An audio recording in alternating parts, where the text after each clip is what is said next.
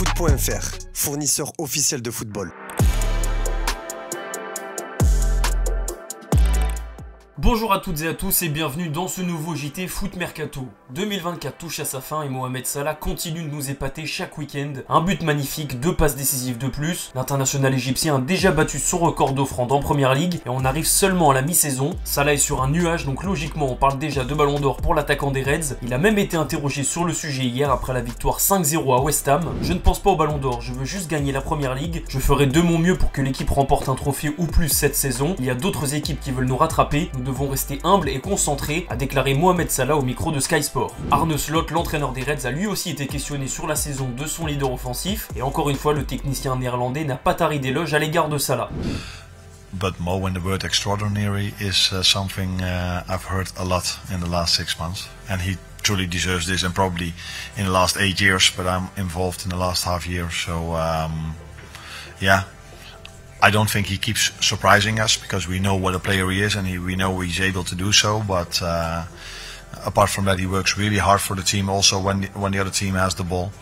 And yeah, we can only hope that he can keep these bringing these performances in. Pour conclure sur Mohamed Salah, on vous a fait un sondage sur notre site en vous demandant si pour vous l'Égyptien était actuellement le meilleur joueur du monde. Pas de grosse surprise, vous êtes plus de 60% à penser que oui sur près de 100 000 votants.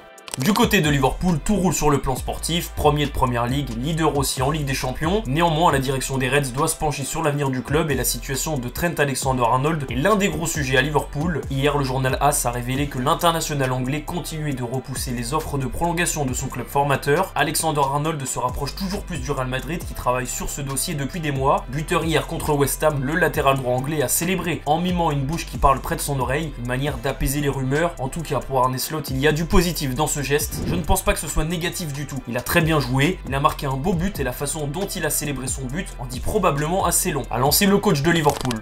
Loin derrière les Reds, à la 5e place du championnat, on retrouve Manchester City. Les Sky Blues ont mis fin à l'hémorragie hier en allant s'imposer 2-0 sur la pelouse de Leicester grâce à des buts de Savinho et Erling Haaland. L'attaquant norvégien a enfin retrouvé le chemin défilé après 4 matchs sans marquer. Dans cette crise qui paraît interminable pour City, Haaland n'a pas été épargné par les critiques. Heureusement pour lui, Pep Guardiola continue de le soutenir. Je n'ai pas appris à me plaindre, à montrer du doigt les gens. C'est arrivé, c'est la vie, c'est le football, alors essayons à nouveau. C'est pour cela que nous avons toujours eu du succès, car ce n'est jamais suffisant. Nous allons essayer encore et encore, a déclaré le coach catalan pour expliquer qu'Erling Haaland n'était pas du tout responsable de la mauvaise passe de Manchester City.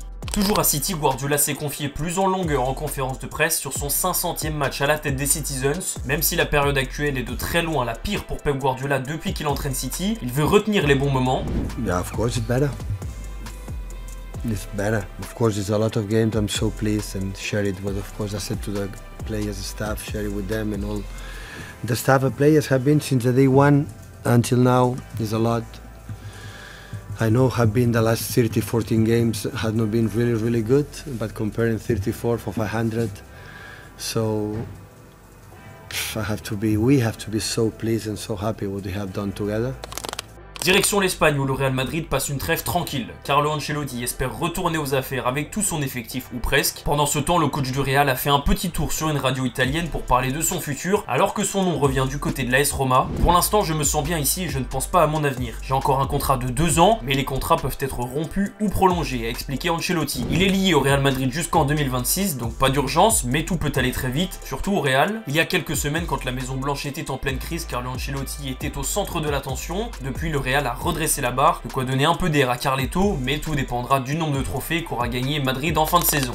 Du côté du FC Barcelone, Hansi Flick peut dormir sur ses 2 oreilles, son avenir n'est pas en danger. Par contre, c'est le cas Ansu Fati qui fait parler. À 22 ans, l'attaquant espagnol enchaîne les saisons fades, il n'est jamais épargné par les blessures et on lui colle déjà l'étiquette du talent gâché. Même si le Barça est son club de cœur et que les supporters l'apprécient, ça paraît difficile de le voir s'imposer vu les performances de Rafinha et Lamine Yamal. Pourtant, Jorge Mendes, son agent, reste confiant pour lui. Dans le monde du football, tout change en 5 minutes. Nous devons attendre et voir. Il a montré qu'il avait la volonté de jouer pour le Barça et qu'il avait un niveau impressionnant. Ce dont Ansu a besoin, c'est de confiance et de résoudre ses problèmes physiques. Et quand il sera à son meilleur niveau, le Barça aura besoin de lui, a expliqué l'agent portugais dans les colonnes de Mundo Deportivo.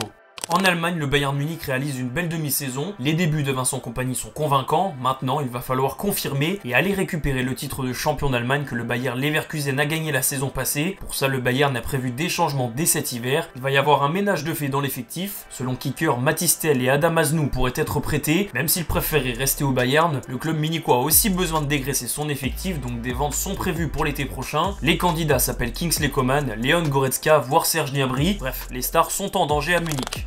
On file en Amérique du Sud où Edinson Cavani continue sa belle aventure avec Boca Juniors. À 37 ans, l'attaquant uruguayen se rapproche de la fin de sa carrière et il a déjà choisi avec quel club il finirait. J'ai déjà dit que j'allais terminer ma carrière à Boca et je pense que je vais le respecter. Comme je l'ai dit le premier jour, c'est une expérience incroyable que je dois vivre. Je l'apprécie, c'est une grosse responsabilité, mais je l'apprécie. C'est pourquoi j'essaie toujours de faire de mon mieux pour que tout fonctionne, a annoncé Edinson Cavani dans une émission argentine. L'ancien buteur du PSG a inscrit 23 buts en 43 rencontres avec Boca et il a surtout été malheureux finaliste de la Copa Libertadores l'année dernière. Du côté de la Ligue 1, Jonathan David sera sans aucun doute l'une des attractions du prochain mercato estival. Ça fait des années que le buteur du LOSC est annoncé sur le départ et finalement il est toujours à Lille. Le temps passe, les buts s'empilent, mais la situation se répète. Encore une fois, on pourrait avoir le même scénario dans quelques mois. Jonathan David a accordé un entretien à La Voix du Nord et dedans l'international canadien explique qu'il n'exclut pas une prolongation à Lille. Comme le président l'a dit à plusieurs reprises, il y a des discussions, on parle et après aucune décision n'est prise. On est en train de parler, la porte n'est jamais fermée, c'est du 50-50. La presse catalane expliquait justement hier que le Barça n'était plus intéressé par David, qui a un profil qui ne colle pas vraiment aux besoins d'Hansi Flick. Résultat, le LOSC pourrait une fois de plus conserver l'ancien joueur de la Gantoise qui vient juste de dépasser la barre des 100 buts avec Lille.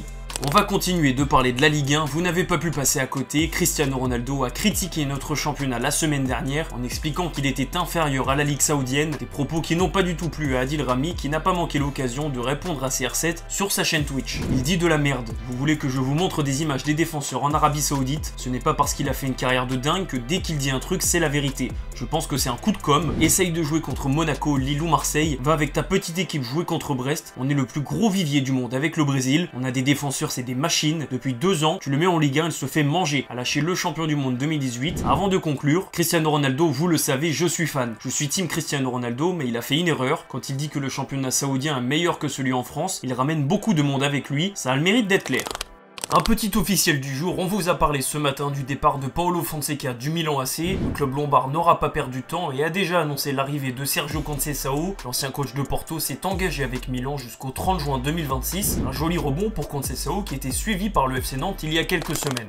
On va conclure ce JT avec l'image du jour. On vous l'a expliqué au début de ce JT, Pep Guardiola a passé la barre des 500 matchs avec Manchester City. Le bilan est impressionnant avec 355 victoires et 1213 buts marqués. Même si la période actuelle est très compliquée, City a redressé la barre en gagnant à Leicester hier. L'occasion pour Pep Guardiola de savourer ce joli cadeau offert par son club, un portrait fait en D représentant son visage. Voilà, on se quitte sur ces images. Merci d'avoir suivi ce JT et à demain sur Foot Mercato.